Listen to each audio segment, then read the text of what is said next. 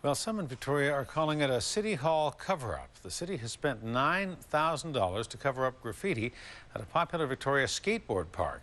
Earlier this month, the city crews were there applying a coat of paint, Battleship Grey, at the Victoria Youth Park in Vic West. But many of the skaters who use the facility say the paint was a waste of money. New graffiti has appeared already, and the city says the crews are going to come back as often as necessary to cover it up. A News reporter Eric Thompson has the story, new at 6.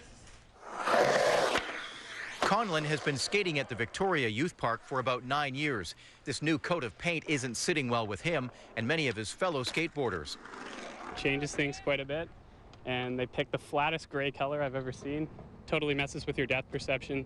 Initially, we painted the skate park out in this Battleship Grey. Some of the skaters advised us that it's problematic for them when they're doing some of their runs, so we went ahead with a roller and painted in some depth perception lanes. The manager of Parks Operations says the new paint, which cost the city of Victoria about $9,000, is a way of dealing with unwanted graffiti, including some with negative connotations.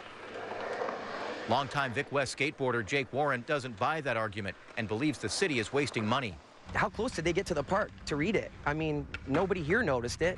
You know, did they really have to go out of their way? That's like watching a show that you hate and complaining about it.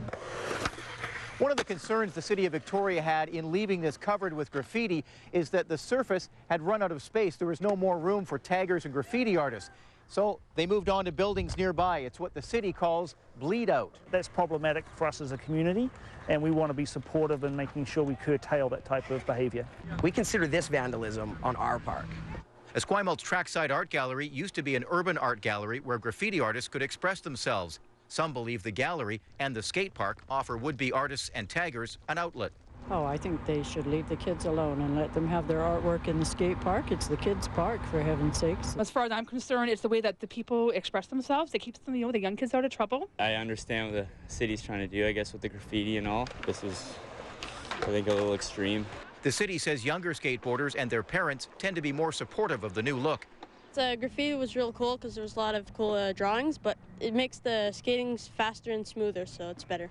The city has made a commitment to return with fresh paint to cover up any new graffiti until at least September. In Victoria, Eric Thompson, A News.